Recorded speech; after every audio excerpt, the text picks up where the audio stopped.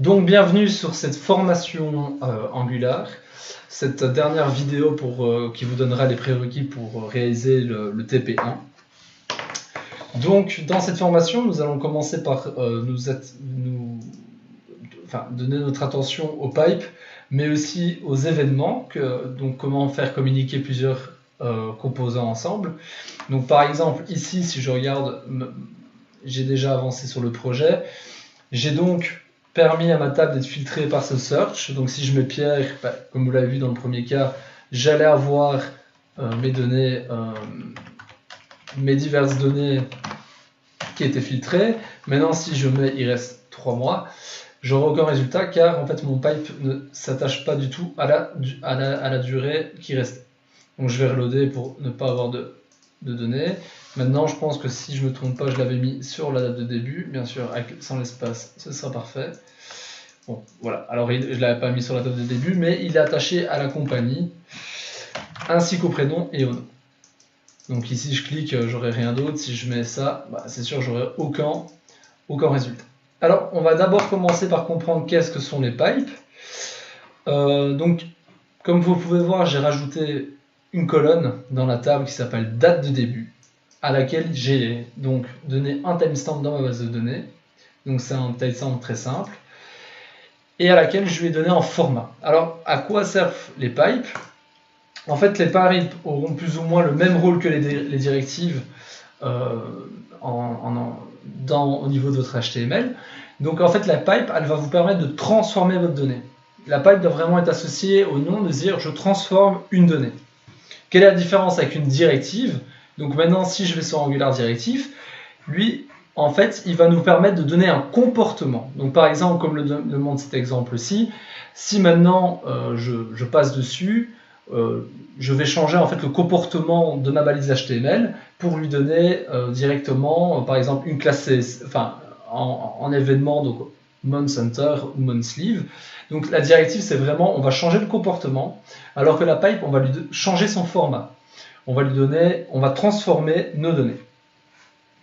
Donc c'est vraiment à ça qu'il faut s'attacher. Donc on représente une pipe par l'objet pipe. Angular de base en fait nous fournit un objet diverses pipes. Donc par exemple la pipe date a déjà été définie par Angular. Donc si je vais sur sa documentation, facilement maintenant, je peux aller sur Angular pipe.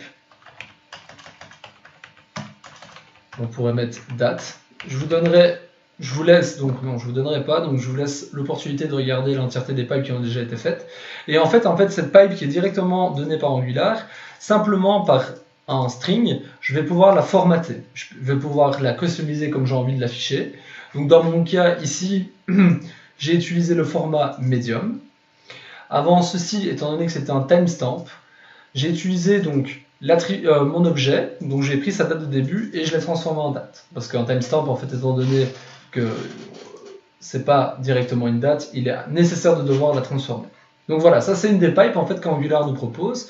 Maintenant, j'imagine qu'on peut retrouver l'entièreté des diverses pipes qu'il nous propose, mais ici ils vont d'abord nous expliquer comment en implémenter certaines.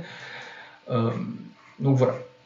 Ça, après, je vous laisse vraiment parcourir la documentation des pipes, voir si ce que vous voulez utiliser existe déjà, ou si vous devez la créer, comme on va faire, comme je vais vous montrer, comme on va le faire tout de suite d'ailleurs, en fait, je vous ai montré. Donc ici, en fait, j'ai créé une pipe qui s'appellera Table Filter. Pour réaliser cette Table Filter, je me suis rendu, en fait, j'ai créé, donc on va fermer tous nos dossiers, j'ai créé, en fait, dans mon app, un dossier qui s'appellera Pipes.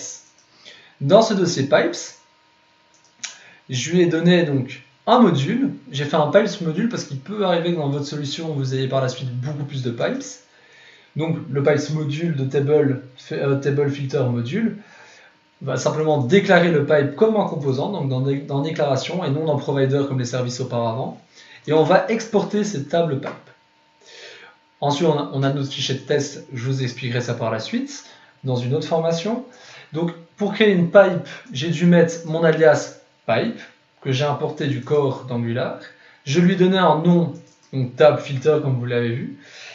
Et j'ai créé une classe qui va implémenter l'interface de pipe transform. Parce que, comme je vous l'ai dit, une pipe, elle sert à transformer des données. Donc ici, en fait, je vais prendre en entrée le tableau, donc ce seront l'entièreté, un tableau, pardon, donc ce seront l'entièreté de mes données en entrée. Donc pourquoi j'ai mis any? Parce qu'en fait, je m'attends à ce qu'on puisse faire des erreurs et mettre n'importe quelle donnée. Pour éviter n'importe une quelconque erreur, donc si maintenant je lui passe autre chose qu'un tableau, j'ai mis une sorte de sécurité, donc de lui dire que si c'est pas un tableau, bah alors on va lui renvoyer l'entièreté des données qui seront présentes dans l'item. Et en filtre.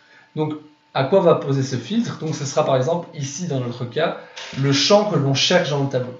Donc le filtre. Donc ici j'ai bien regardé qu'on avait un filter ou non, parce que si je ne mets pas cette clause là, on va arriver avec filter qui est totalement vide, qui ne fonctionne à rien et on n'aura pas de données. Donc quoi qu'il arrive, cette première clause elle va me servir à me dire ben, si j'ai pas de filtre de base, je vais renvoyer l'entièreté des données. Pareil pour celle-ci.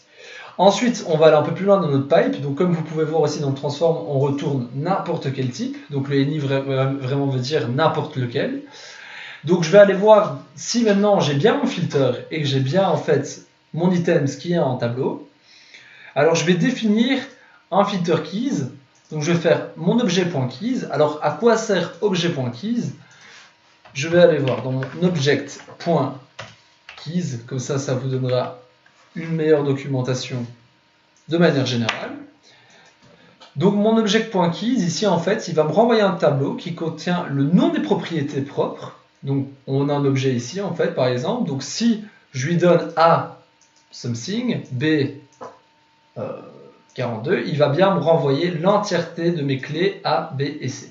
Et c'est ce qu'on recherche. Étant donné qu'on a plusieurs champs à filtrer dans notre tableau, on va avoir besoin de plusieurs de cet object.keys pour savoir, voilà, je vais lui passer un paramètre, le nom de ma colonne qui s'appellera de la colonne qui est aussi en fait qui est simplement le nom de la propriété de mon objet, donc nom, prénom et compagnie. On voudra filtrer nos données au niveau de ces clés. Donc il va nous permettre d'avoir ces trois clés pour regarder si les valeurs correspondent à ce que l'on veut. Donc maintenant je vais parcourir mon tableau en faisant un filter. Donc le tableau.filter, c'est une fonction propre de JavaScript qui me permet de renvoyer un tableau complet par rapport à mes critères de recherche. Donc je vais lui dire pour chaque item, donc là on aura chaque ligne de notre tableau, je veux que tu me retournes au niveau de mes clés. Je vais d'abord vérifier est-ce que oui ou non elle correspond notre key donc, que je vais avoir dans clé interagit bien avec mon expression régulière. Donc GI en fait veut dire qu'on va regarder, on va comparer nos clés, qu'elles soient pour qu'elles soient insensibles à la casse. Et on va vérifier, donc on va lui dire, teste-moi donc mon expression qui n'aime, donc je suis en train de regarder dans mes clés, teste-moi et dis-moi au niveau de la clé, si mon item donc, que je possède ici, donc par exemple, si l'item que je vais avoir ici, ce sera ma valeur que je vais avoir, ce sera ma ligne, mais pour ma clé non, donc je vais arriver sur ma clé non dans un premier temps, à savoir si elle fonctionne bien avec mon filtre. Donc je vais comparer les deux, est-ce que ça matche bien au niveau des deux, sans vraiment regarder, sans avoir la case, donc si c'est des minuscules ou des majuscules, sans vraiment en s'en foutant de tout en fait, ou dans le cas actuel, est-ce que ma clé est égale à un string qui n'a pas de valeur. Dans ce cas-là, si cela fonctionne, je lui retourne, c'est vrai, cette clé fonctionne bien, et je vais lui retourner en fait mon tableau avec le résultat. Dans le cas contraire, je ne retournerai pas la ligne. Voilà, c'est aussi simple que ça. Donc maintenant, si je retourne dans mon exemple, ici en fait on a créé un pipe qui va agir sur l'entièreté des cellules du tableau. Donc je vais retourner dans mon exemple.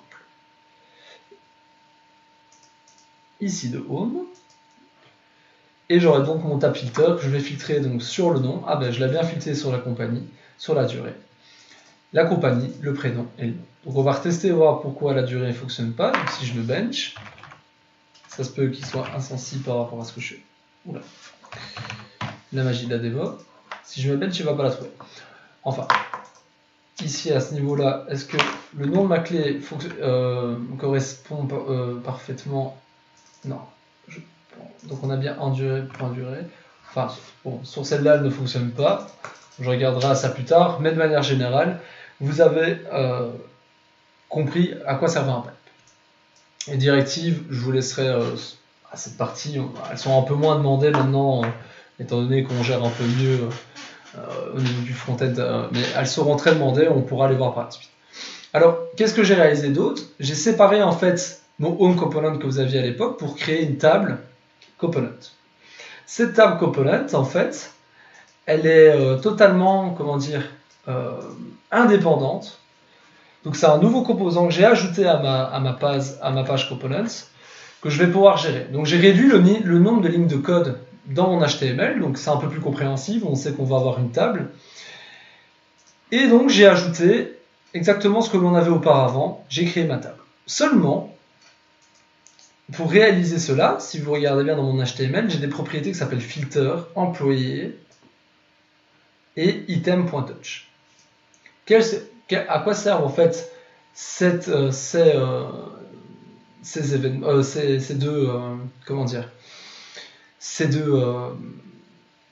méthodes, pardon, excusez-moi, ces deux attributs. En fait, si je retourne maintenant dans mon composant fils, donc homeTable est le fils de home. Si je retourne dans mon composant fils, je peux voir qu'en fait, en mettant mon input employé, je vais passer les données que j'ai dans le père à mon enfant. Donc ces deux données-là, en fait, on lui dit, ce sont les données des parents. Donc je vais lui donner facilement employé et filter afin qu'il puisse... Donc je passe une propriété, je fais communiquer deux composants, le parent et l'enfant, en lui passant ces deux variables-là. Et l'output, en fait, on va utiliser un event emitter. L'output, il va dire, ben voilà, si, donc dans notre cas ici, donc je ne l'ai pas encore mis au niveau de mon event emitter, donc on le fera en live par la suite. Le output, en fait, il va pouvoir permettre d'envoyer une valeur aux parents. C'est aussi simple que ça. Donc, si par exemple, je fais item.touch.emit, quand je vais faire le emit, je vais lui dire, voilà, maintenant, tu m'envoies la valeur aux parents.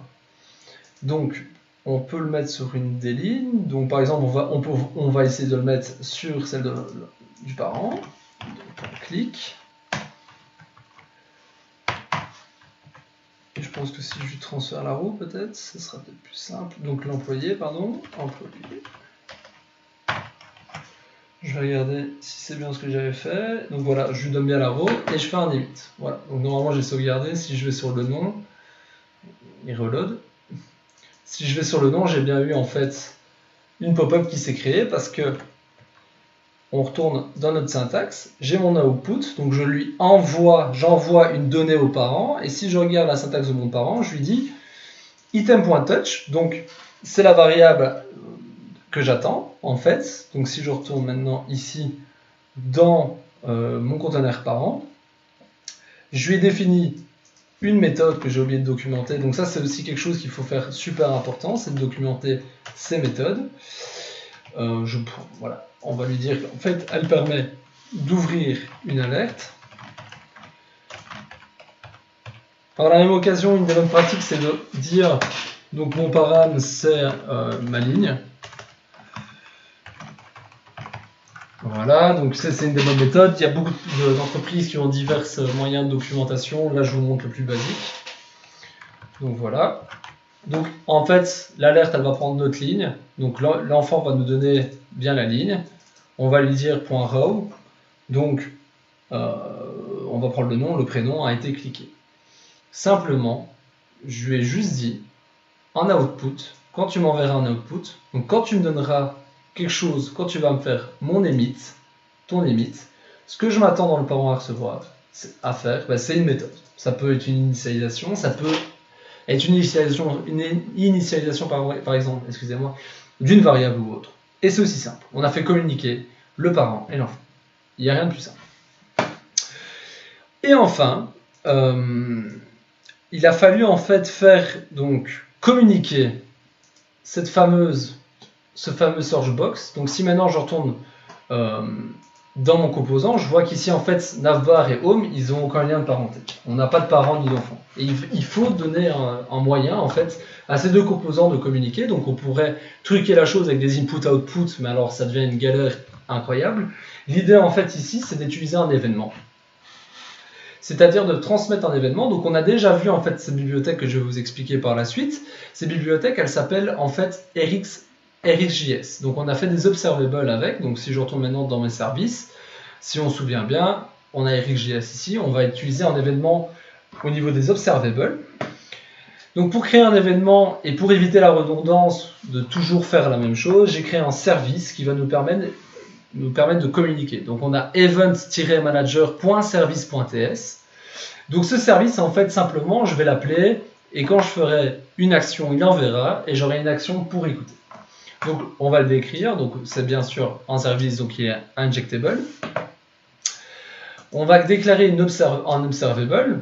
Donc comme je vous l'ai expliqué auparavant, qu'est-ce qu'un observable et un observé. Donc à l'aide d'un petit exemple en Angular, c'est beaucoup plus simple.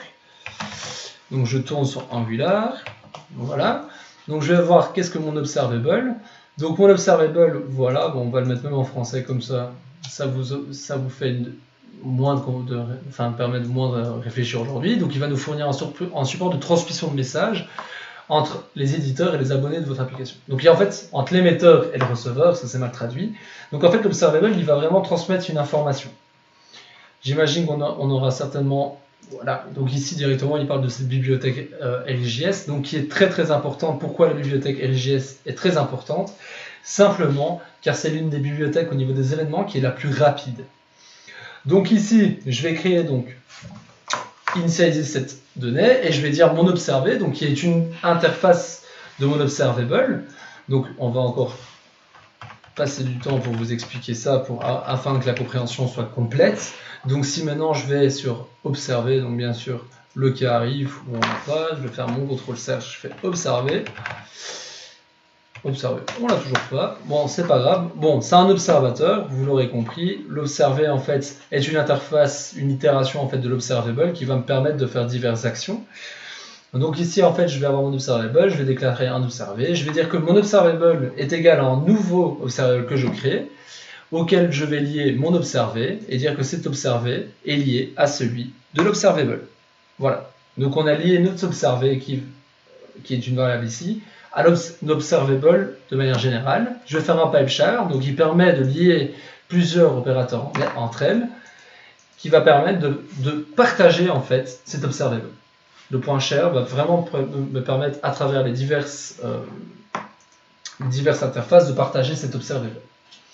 Alors ici je déclare trois méthodes. Donc le broadcast, il va me permettre, c'est une méthode quand je vais utiliser mon service Event Manager Service, .broadcast, il va envoyer l'événement. Donc, dans ce broadcast-là, je vais lui donner mes données et je vais dire si mon observé actuel, donc quand j'ai construit mon service, est différent de nul, alors à ce moment-là, mon observé, il va publier la donnée. Même ici, même cas donc pour le subscribe. En fait, le subscribe, il va me permettre de dire je veux écouter un certain événement. Donc, je m'attends par exemple à recevoir par un broadcast un événement spécial et je veux l'écouter. Alors afin d'éviter que notre Event Manager écoute tous les événements et que justement nos données deviennent totalement incohérentes, je lui ai dit qu'en fait je voulais donner un nom à mon événement. Donc je vais lui faire comparer un nom et je vais donc dire ici en fait que je me souscris en fait, je m'abonne à l'événement qui possède ce nom là. Et j'utilise un callback. Alors le subscribe callback, ça va me permettre en fait de me donner en retour, comme le dit un callback de manière générale, en retour. C'est pour me donner ce fameux retour. Donc après vous verrez la syntaxe. Donc je vais faire mon subscriber, je vais dire cet observable qui va me donner une idée, je vais la lier. Donc je vais lier un nouvel opérateur. et je vais filtrer mes événements en fonction du nom. Donc l'entièreté des événements que j'ai dans mon observable, en fait, je veux avoir cet événement-ci. Je vais faire un point subscribe, donc je vais m'abonner à au niveau du subscriber, à à cet événement, et je vais faire mon callback. Et en retour, je lui donne donc le callback, donc rappel, le retour en arrière. Je lui donne, donc quand je vais faire 10 événements, l'événement qu'il cherche. Le destroy va me permettre de détruire en fait l'écoute à un événement, donc il va me faire un unsubscribe. Voilà. Donc ici, c'est cadeau, c'est très simple d'utilisation, et ça vous permet de pas toujours devoir faire subscribe, mon événement, c'est très générique, et ça fonctionne très bien. Alors, pour faire cela, j'ai dû alors donc, on va rester dans l'Event Manager, j'ai créé donc mon module, donc dedans je l'ai mis dans le provider, que j'ai déclaré ici. Donc pareil, je l'ai dû importer dans ma navbar module que j'ai pas ici, donc dans ma chérie module, j'ai dû apporter, je l'ai pas importé ici, attendez, hop, on retourne bien ici, ok, donc ici en fait simplement, j'ai pas apporté le module, donc en fait j'ai apporté l'Event Manager directement, vu que je l'exporte, donc j'ai apporté, et qu'il est directement lié au niveau de mon app module, j'ai apporté l'événement Manager Service, que j'ai injecté dans mon contrôleur de mon composant. J'ai donc mon search text que j'ai défini en entrée en disant que c'est un texte nul. Je me suis mis un petit console log, bon, on les retire au fur et à mesure. Et j'ai fait en sorte d'utiliser cet event manager pour faire un broadcast auquel j'ai donné un nom, donc search, et à laquelle j'ai passé ma donnée data. Pour essayer de voir s'il fonctionnait bien, j'ai créé un autre alias avec un nom avec un S à la fin, auquel je ne me suis pas abonné. Et en effet, maintenant, si je retourne dans ma home component, je vois bien que je me suis abonné au search et non à search S. Et si je fais mon console log, donc on va envoyer une donnée et que je fais mon test, je devrais la recevoir qu'une seule fois. Donc j'ai bien mon sense et j'ai bien mon test. Voilà. Donc j'ai bien reçu la donnée qu'une seule fois, donc je suis bien souscrit au bon abonnement. Voilà. Donc cette variable, je vais initier ma variable filter en fait, que je vais donc passer au final à mon enfant qui va l'utiliser pour faire la pipe sur les différents objets. Donc voilà, ici vous avez donc découvert et appris comment utiliser les pipes, les événements. Un dernier cas intéressant, c'est le ngModel. Alors le ngModel, il va vous permettre très simplement d'avoir votre variable, de donner une variable ou un objet ou autre, ou une propriété d'une variable. Donc par exemple, si searchText était un objet, j'aurais pu faire .name. Il aurait appliqué les valeurs qu'il va recevoir dans l'input à name dynamiquement. Donc il va vraiment toujours affecter une valeur. Donc sur le searchText.name ou autre, il va toujours affecter les données au fur et à mesure. Donc voilà, c'est intéressant, c'est très intéressant, il y a une documentation très intéressante là-dessus, je vous conseille de l'utiliser, et même il est très impératif de devoir utiliser le ngModel et de respecter la syntaxe. Et voilà. Donc voilà, c'est la fin de cette formation, maintenant vous avez tous les critères pour pouvoir avancer. Ce code en fait sera mis sur un guide que je vous propose, qui va vous permettre de vous guider dans vos différents choix pour l'implémentation. Et donc vous aider à comprendre comment cela fonctionne par l'exemple. Merci à vous d'avoir suivi cette formation et bonne réalisation du TP1.